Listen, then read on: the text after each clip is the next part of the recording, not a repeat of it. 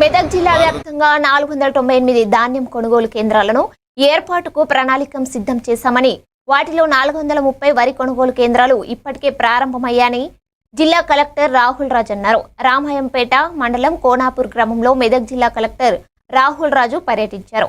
ధాన్యం కొనుగోలు కేంద్రంతో పాటు ఇందిరమ్మ ఇళ్ల నిర్మాణాన్ని ఆయన పరిశీలించారు.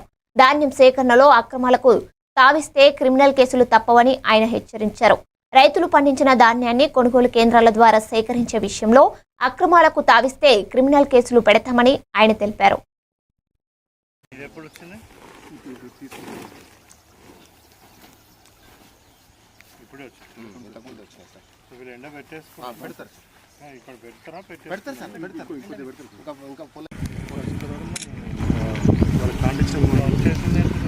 ఒకరోజు ముందు చెప్తాను సార్, ఒకరోజు ముందు చెప్పినప్పుడు జాలి పోసేసి కాండ పెట్టేస్తాను.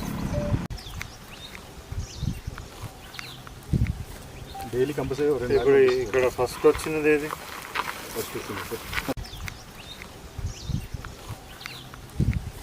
డైలీ కంపల్సరీ ఇప్పుడు ఇక్కడ ఫస్ట్ వచ్చినది ఏది? ఫస్ట్ వచ్చింది సార్. క్లీన్ చేస్తున్నాను అప్పుడు కరెక్ట్గా మిషన్ వచ్చి ఎంత పెట్టాలో అంతనే పెట్టవచ్చు.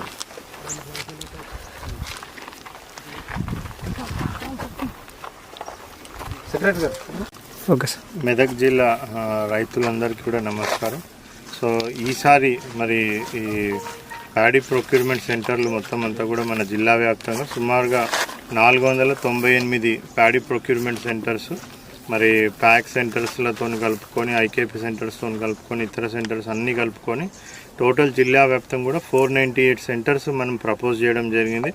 మరి దాంట్లో ఆల్రెడీ మనము ఈ పాటికే 430 సెంటర్లు ఆల్రెడీ ఓపెన్ చేయడం జరిగింది. సో జిల్లా వ్యాప్తం కూడా ఇప్పుడు 430 సెంటర్స్ కూడా మొత్తం అన్ని ఇన్ఫ్రాస్ట్రక్చర్ ఫెసిలిటీస్తోనే, అంటే అక్కడ మొత్తం టార్పాలిన్ షీట్స్ కానివ్వండి, వేయింగ్ మిషన్స్ కానివ్వండి, మాయిశ్చర్ మీటర్స్ కానివ్వండి, సో ప్యాడీ క్లీనర్స్ కానివ్వండి, ఇవన్నీ కూడా మొత్తం అన్నీ కూడా టోటల్గా అవైలబుల్ పెట్టడం జరిగింది.